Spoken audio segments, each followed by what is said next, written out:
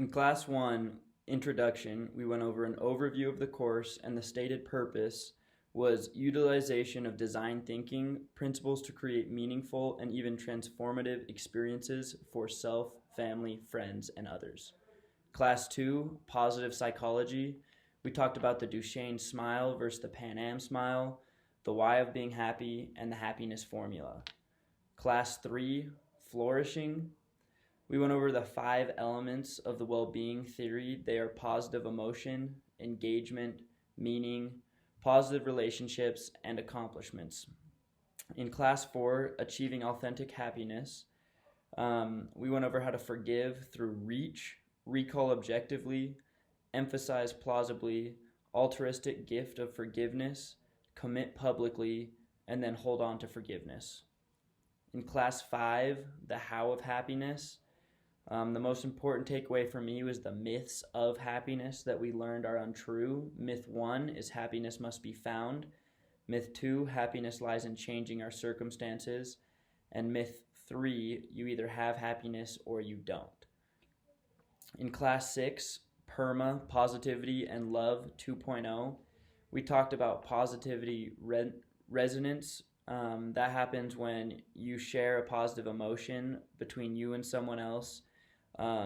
You synchronize your biochemistry and your behaviors, and a reflective motive to invest in each other's well-being that brings mutual care.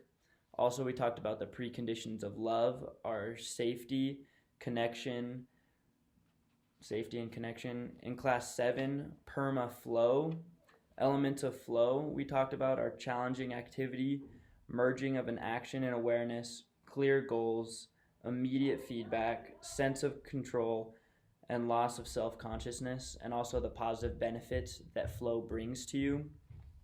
In Class 8, PERMA, Meaning and Achievement, we went over the pillars of meaning that give our life structure, and those are belonging, purpose, storytelling, transcendence, and growth through activities.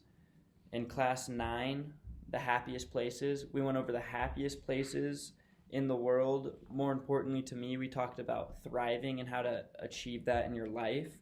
And that's defined as those individuals that rate themselves as very happy, who also believe they will be happier in the next 5 years, and kind of goals to set to get there.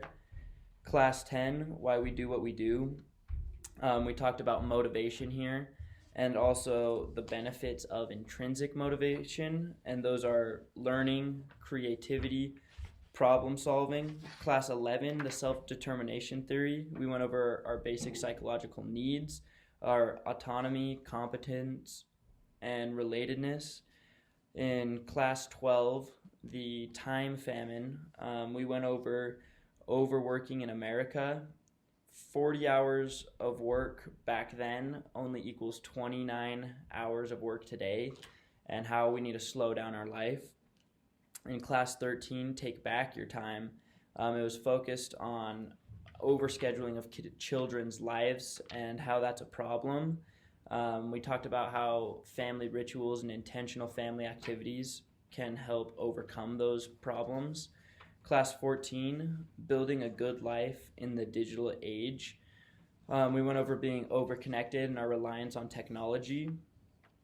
Overconnectedness leads to psychological and emotional disturbances, diminishing face time with family and personal relations, and distracted workers that hurt the bottom line. Those are the detriments of overconnectedness.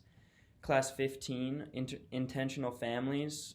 Family rituals need 3 things: meaning or significance. They need to be repeated and coordinated. Class 16, family rituals. Most important thing out of this is make sure you evaluate your family rituals after they're set into place, and then change and adapt from there.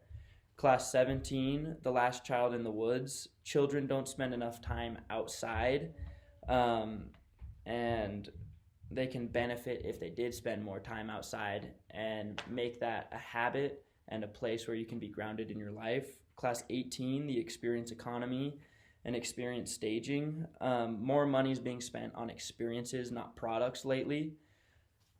And those experiences take you out of your current mindset, and that's why they're so popular. Class 19, fostering empathy. You need to exhibit empathy towards another person through listening to them, express concern for them, provide something to them that they need, and see them as a person, not an object. Class 20, design thinking. It's important to express your creativity in different ways, even if they're unconventional. Class 21, designing your life. Evaluate your life from the viewpoints of health, work, play, love, and spirituality. Class 22, design your life, wayfinding and odyssey plans. Through the Good Time Journal, I recognize the importance of analyzing where you are at and where you spend your time. Class 23, design your life. Try to find ways to try out your odyssey plans before you have to do them. And class 24, designing your life, choosing happiness. There are 4 steps: gather and create options, narrow down the list, choose discerningly, let go and move on. That's all the classes.